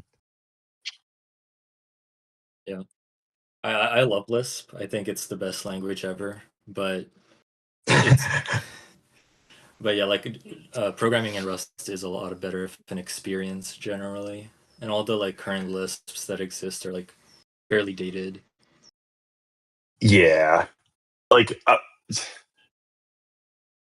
yeah, like the thing that made Lisp really interesting, or one of the things that made it really interesting for me, was the way that it had a single representation for data and code, and also the macro system was interesting. But the macro system I wouldn't really call ergonomic. There's so many foot guns, even with like later derivations, like the hygienic macros and like Racket, I think had those. Um, I don't know. I just love strongly typed programming languages, and I feel so much more productive than being able to use the type system as a tool to help me reason through to the best solution. That I would probably have a hard time using Lisp as a daily driver programming language. bro, the term daily driver programming language just immediately signifies the type of person you Signifies the are, what? the The type type of of person person I you am. are when it comes to when it comes to programming. I mean, I the mean, type I of daily people drove that Python for program like daily. forever. Yeah. Some people that program on a daily basis are like, they're not normal. No disrespect to us. Oh, okay. I mean, I don't know. A lot of, It's been my job for forever, so I don't know. Yeah. oh yeah, yeah. I forget people be doing this as a job. Yo, get paid? No. Yo, hey, to be Yeah. fair, I'm up, bro. I'm not in the same crew as y'all. I'm up, bro. Like I just started getting GitHub sponsorship bread. So, I got one dude sponsoring me right now. Shit. I'm in the skies, bro. Oh god. I got $5 in my pockets. None but big dreams. Dun, dun, That's dun, how I dun, got dun. started. Still got like Hold on few. again, man. That's how I got started, man. Like keep grinding, I guess. Yeah. Yeah, I'll keep grinding. I mean, Yeah, I'll keep grinding. I started with like $5, and then over time, in 5 years, you get to like 15 or something. It's pretty good. Yeah, that's fair. That's fair argument. Rack, go up. Shit, stacking my bread. Hold on again, man. Orhun, do you want to talk a bit about you moving to Berlin and JetBrains, like what that's been like? Yeah, sure. Any specific questions or anything like that, or should I just give you like general stuff? What do you I want want to to hear know? the general stuff, but I also want to hear kind of like what are you going to be doing exactly in your role? Like, are you going to be maintaining anything for them, or is it like you're going to be just talking to devs, or like tell us what the job even is? Yeah, so there's like not much development work involved. It's more like talking to people and then getting feedback for improving Rust Rover specifically, and also basically doing a bit of public work for them, such as using Rust Rover and I don't know, like going to conferences, giving talks and meeting new people, bringing more people to Rust, and yeah, just basically what I'm doing for Ratatouille, but on a different, let's say, like for Rust Rover and Rust specifically, not for the terminal stuff. But they are fine with like basically me continuing what I'm doing currently, and yeah, just being more visible, and then yeah, helping. Yeah, being in the ecosystem, like having someone in the ecosystem is very really important for them. So I'll be basically the person who's relaying the developer feedback and just overall ideas to the actual developers in the Rust Rover theme. Sounds like a sweet gig. How are you enjoying Berlin? Yeah, I mean, super stressful. Like I'm trying like I'm trying to handle the German bureaucracy stuff. Like getting, I got my address registered this week. Got a bank account, phone number. Trying to handle the public transportation details. So I haven't been like I didn't have time to actually just go outside and just just do like the exploration or seeing things. It's more like um so it's super busy. Like I work and then like work as in learning about what I'm gonna do there, and then basically just meeting people and talking and planning, and then I come home and then cook and then go to gym and then come back, do some open source work, and just look for like other stuff that I need to do in Germany, and then just sleep and repeat for 5 or 6 days now, I think.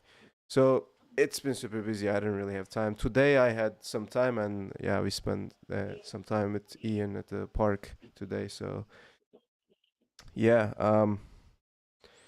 yeah, I was just looking at an apartment actually. I was just like 10 minutes ago, just replying to some message or like some landlord on some German website. So uh, it's like it's just a bit stressful these days, but yeah, it's gonna figure it out. Yeah, moving to a new place is pretty difficult. I've done that many times. I concur. But congratulations. I think it's gonna be pretty awesome. Yeah, thanks, man. I mean, the office is super nice. I really like the office. Like I like spending time there. It's not boring. It's really like really chill place. And yeah, there's like a lot of things there as well. Like they have a music studio. They have like I don't know some, yeah, I don't want to flex too much, but they have some good stuff there. So yeah, I like going there and chilling, and yeah, just being active. And I really like this job because like like m- they want me to be more visible in the Rust community, and yeah, they just need somebody like that, and this is already what I'm trying to do. So it's just perfect for me, and yeah, like more stuff gonna come, guys. Like I will like keep you guys updated about like what's been cooking, and yeah, we're gonna build some cool stuff here, definitely.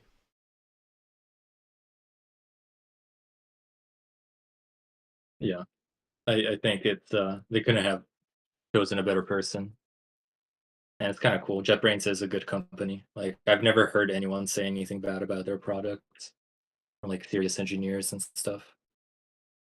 Yeah, I mean, I've been using them before even like writing Rust. To be honest, like I've been using their products for like Java, like Android, Kotlin, PyCharm, Python.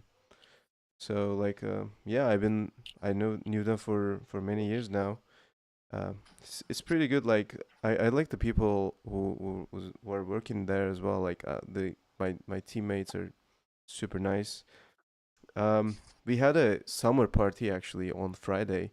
Like they they they had this like venue, like a park like venue, just rented for us. Like there was, I think, like there were some people. I don't know how many, like 50 or 100. I don't know. Like there were some people, and yeah, we had so much fun there, and I met new people there.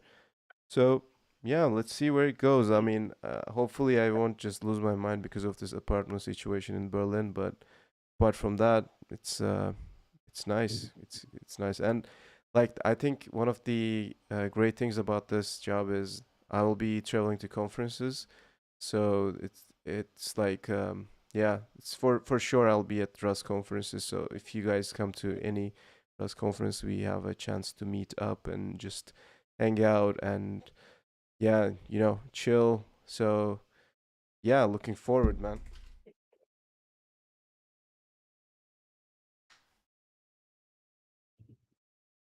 I'm super excited. I think that I think you're a great person for this role from having met you in person a couple of times and seeing your work in the community. I think this is great. Yeah, and we're gonna organize Rust Berlin meetups. So in case anyone wants to visit Berlin and give a talk about what they're building, just saying, it's gonna happen. I'm surprised there isn't one already for Berlin. There is one. It's actually in the JetBrains office, so I will help out sick. with organizing it, and Push also up I'll give a there. talk.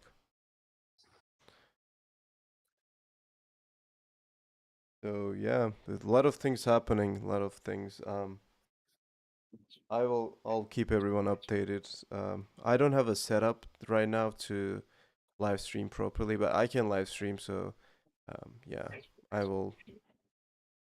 I will just talk about the updates later when things happen.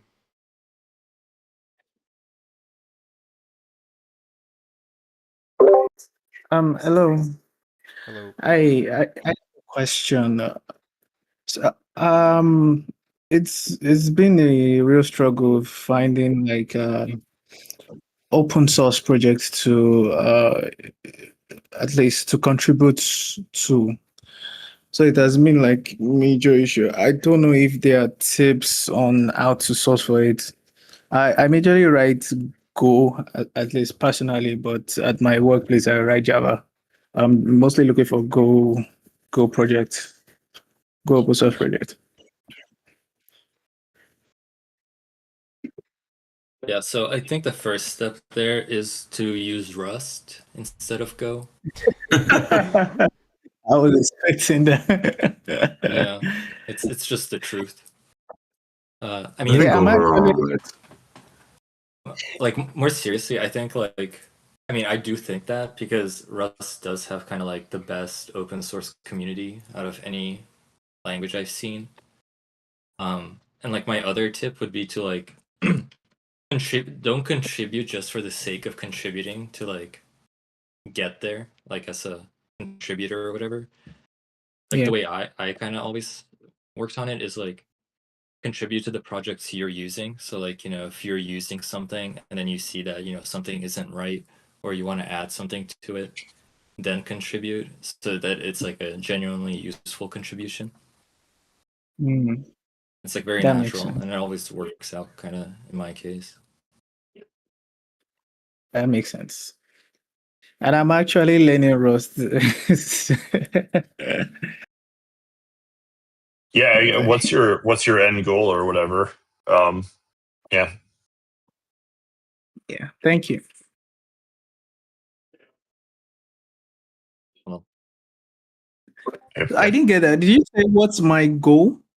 Yes, I was asking what your goal was. Like contribution itself is not the goal. Like what are you trying to build towards or whatever?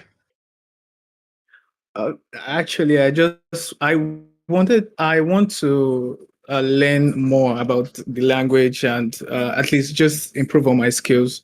Then I also want to make I actually want to grow as a contributor in the open source space rather than going the route of going to interviews, grinding on LinkedIn, and cooking up all those type of posts on LinkedIn. I just want to be in the open source space and um, put in my impact as much as possible. I think the best Gotcha. way Yeah.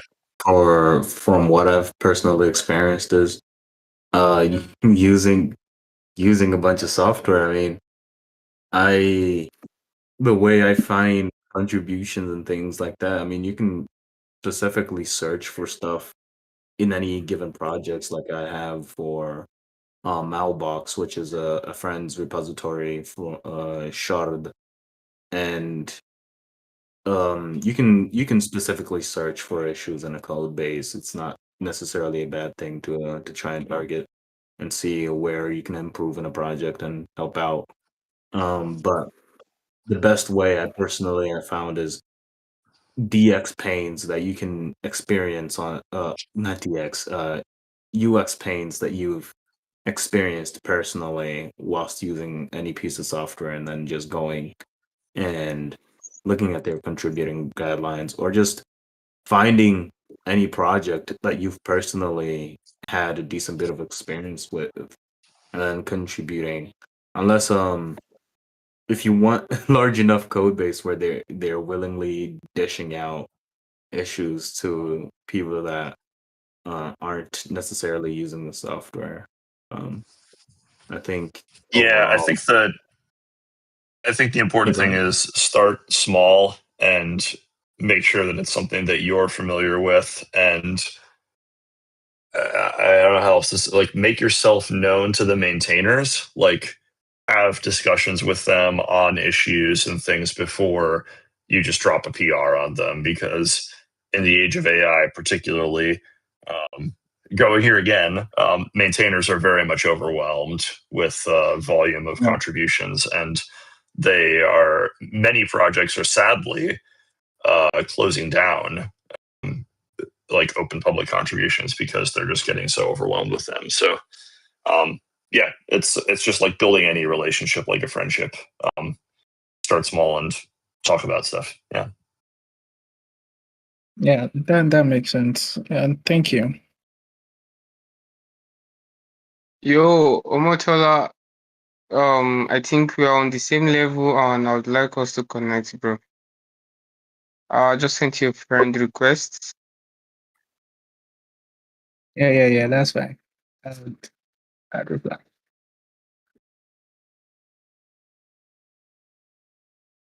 That's so wholesome.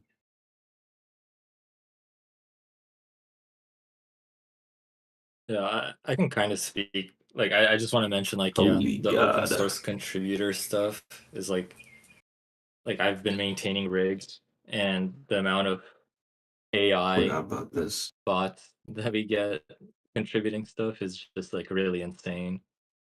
It's like they don't read the code at all. It's like stuff that Yeah. doesn't exist. It's like, man.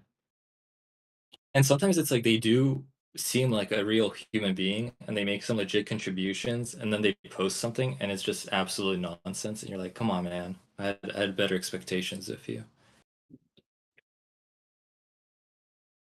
Yep. Same. Yeah, I'll post some other links in the public chat if I remember them. But like the curl maintainer Daniel has been posting some interesting things along this vein recently. So good blog to check out.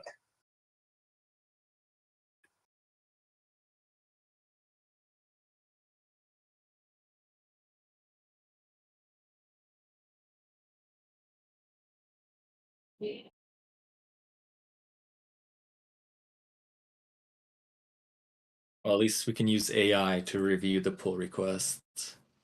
It all evens out.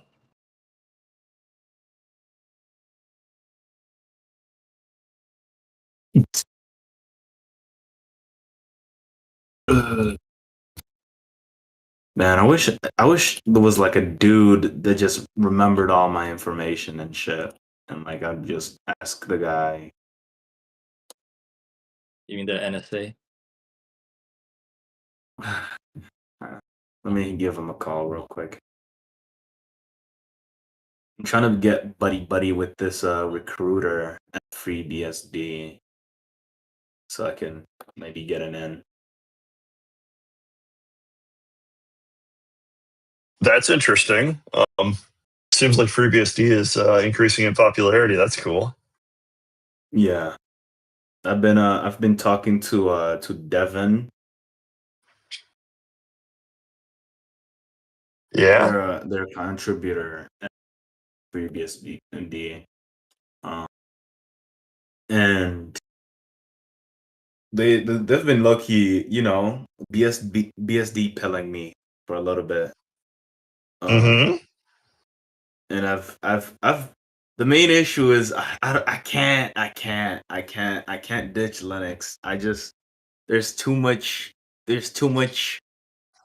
free software foundation in me to go to a project with a BSD license.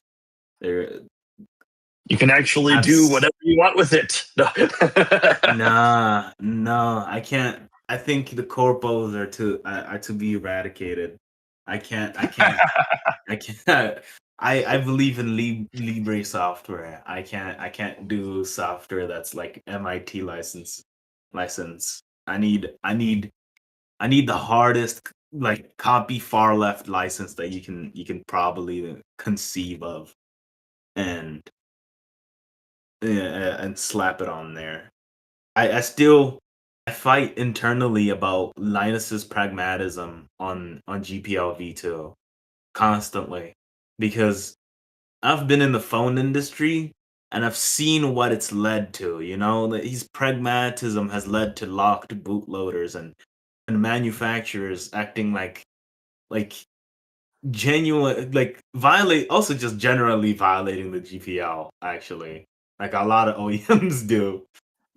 Yeah. Like Yeah. Google They're has gonna do that literally anyways. And like, what's gut- AI mean for that? yeah, they've Google has absolutely gutted the whatever the fuck was left of Android, and Yeah. Samsung just completely Yeah. ignores that Android is open source, which is the funniest thing and really annoying to deal with. Yep.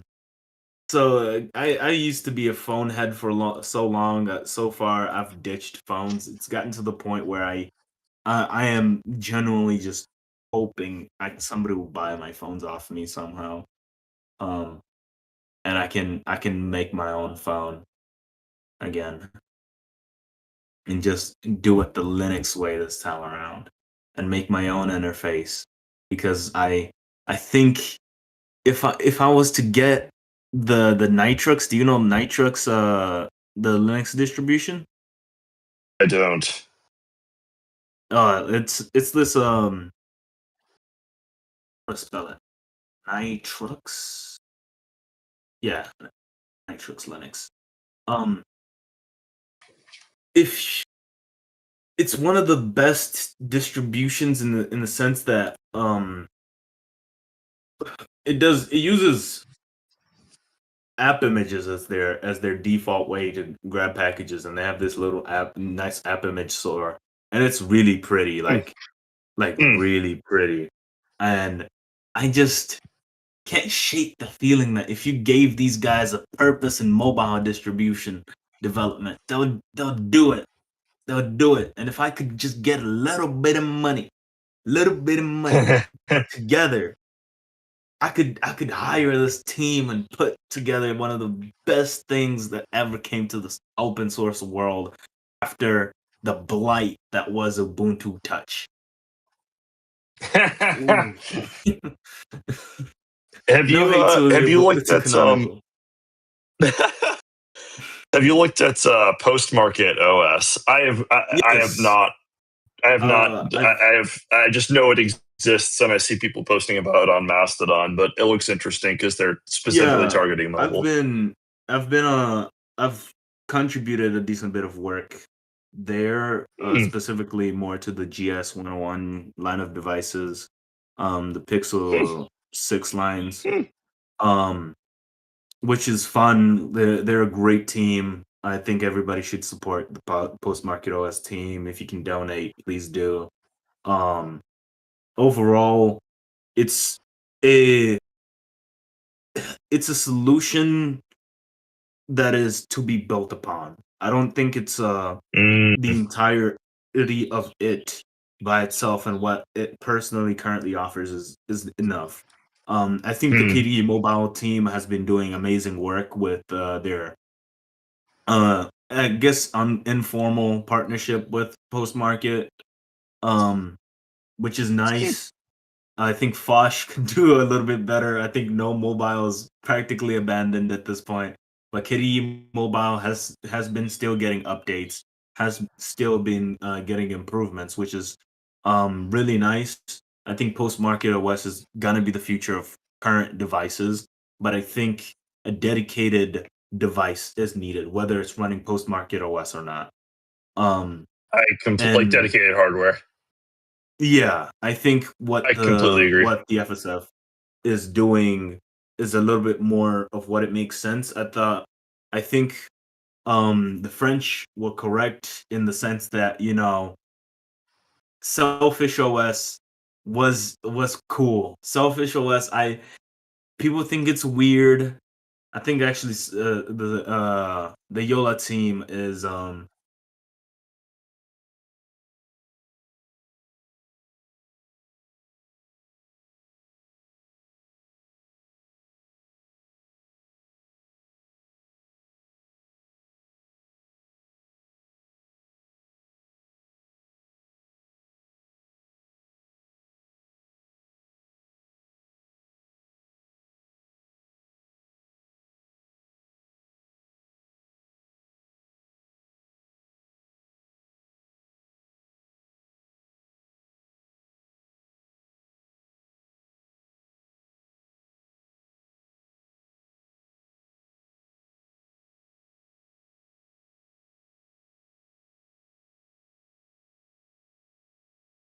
focusing on the mobile landscape currently is GNOME.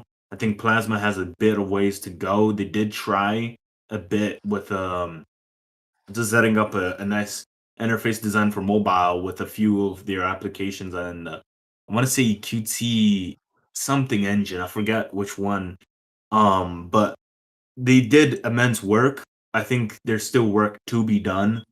But I think a genuinely made from scratch target to the mobile UX that most people have come to experience is what it is needed, and not something like Fosh or Plasma Mobile. Even though these projects are pretty good, I think, you know, we have come pretty far with what you can do on mobile Linux, but the story is really fucking bleak currently. The best CPU, best phone with the best CPU you can run right now is 2 generations behind of what Android can, and the camera and USB and audio and hardware acceleration currently doesn't work. So Yeah. it's a situation that is, you know, developing. I think Qualcomm is put to blame. I've emailed Qualcomm before. They blame OEMs for not allowing more access to the hardware. The OEMs blame Qualcomm, obviously, which is a nice cat and mouse game. I used my last connection at Sony to ask why they still, because Sony does this really redundant nonsense of locking bootloaders to appease American OEMs that don't even use their devices. No, no US carrier carries a Sony Xperia anymore. And I asked them, and they said to ask Qualcomm, and yeah, so it's the industry's created this huge wall of negligence between teams and continue to perpetuate the same nonsense that has been going on for so long. So if you want to do it correctly, you have to make your own hardware, sadly.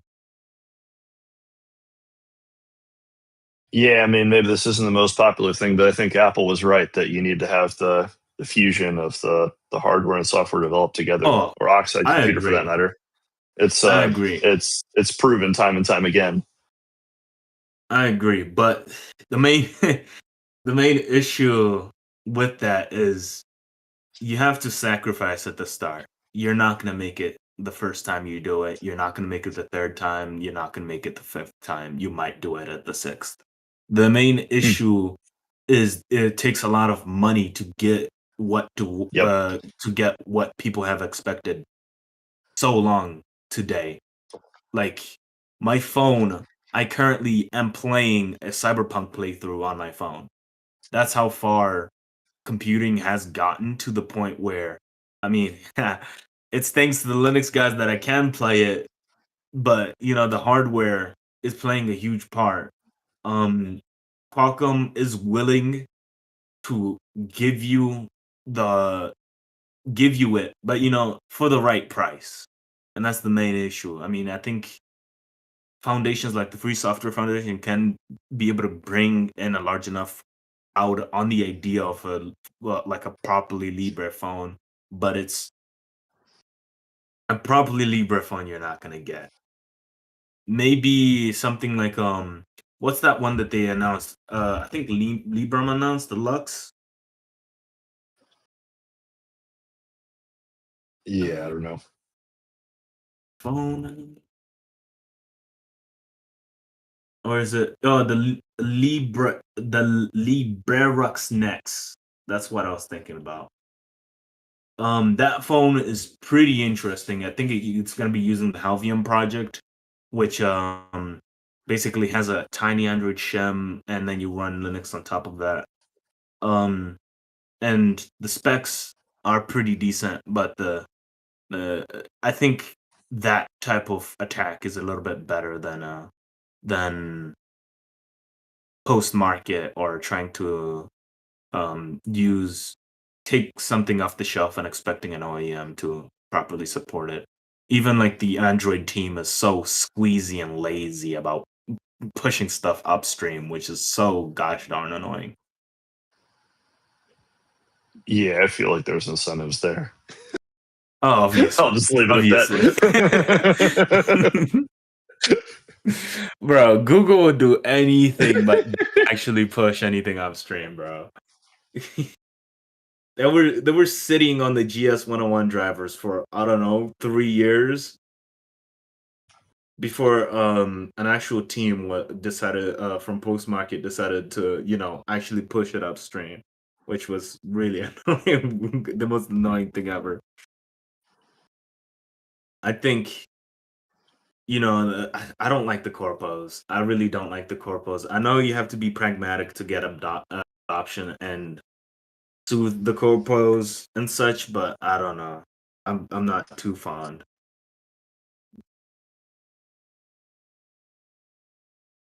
Yeah, I use a Graphene OS on like a OnePlus, or no, not OnePlus. On the Pixel, right? Pixel?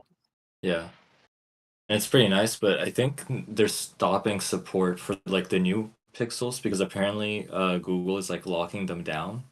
So the one last Android phone that actually was somewhat open is Sort of okay. Yeah. getting locked down. Yeah. Yeah. I think Motorola is partnering with the Graphene team. Oh yeah, they were. Yeah. And they're releasing dedicated hardware, which, man, Motorola must be getting desperate. They are. I think definitely. Fairphone is also pretty decent at that, but they're no disrespect to Fairphone, their hardware kind of sucks.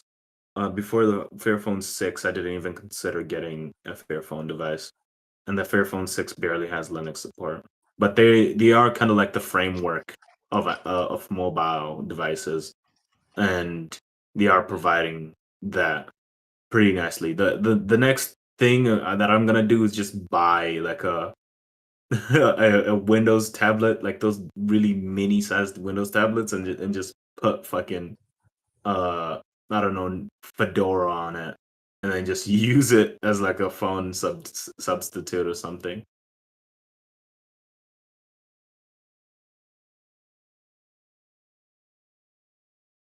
Yeah, in modern day, it might be better to just not even have a phone because you can have like Google Voice or whatever. Yeah, you could probably just live with buying a Nokia, you know, like just getting a dumb phone, and that's all you need, to be honest. I mean, I scroll on Reels on my That's kind of my laptop. It's not dream. too bad. Yeah. Hey, you could leave the dream for $30, bro. I mean, it's not too hard. Lucky, you know what you should get, Ian? You should get like a BlackBerry Prev or something like that. And then just put Arch on it. Yeah, I've No, been seeing a lot of people do that. I say it's the dream because I hate having all the notifications and being Oh, constantly bothered, and I think it's ridiculous that so much of society requires you to have a phone number that you can be reached at with Yeah. no permission or consent or anything. But we're a long way from Yeah, that's why changing. Yeah. that's why I have a second number that I give people. That's like nobody should have direct communications with you Yeah, unless right. like It's ridiculous. it's your job. But all the robo-dialers figure it Like- out anyways. The search Man, space they're is really tiny. quick. They're really quick. Yeah, Yeah. I had gotten a new number like a while back ago, and they insta got that shit quick as hell. Well, in some countries is like it's not quite as big of an issue in the US, I think. But in some countries like South Korea, then the space of available phone numbers is very small. And so your number will have been recycled multiple times by the time you get it. So you'll get all Ooh. kinds of calls from or texts or whatever that are for like one or two owners ago. Yeah. It's ridiculous. Unfortunate situation. Yeah. I say, bro, I miss back when I was in the phone industry. It was fun. You could actually learn from the people around you, and but now I'm in an even better industry, the open source industry, where I don't have to harass you to actually like know what the hell you're doing. I can just look at the code base.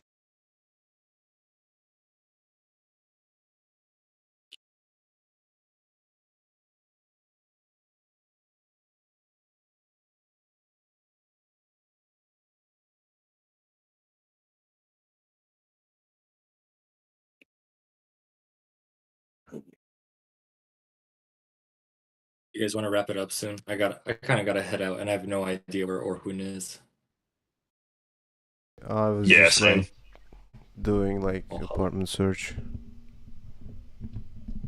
But yeah, let's wrap this up, and like it's been a pleasure. We do this every month. It's already scheduled on Discord. So yeah, we keep grinding, I guess. Any closing words, anyone? It was nice talking to everyone, like just listening to you all, because it's kind of hard to find such community where people know stuff. Yeah, that's it. Yep. Appreciate it. Good All right, grind. everyone. I will stop the live stream, but feel free to hang out here if you feel like so. Just saying.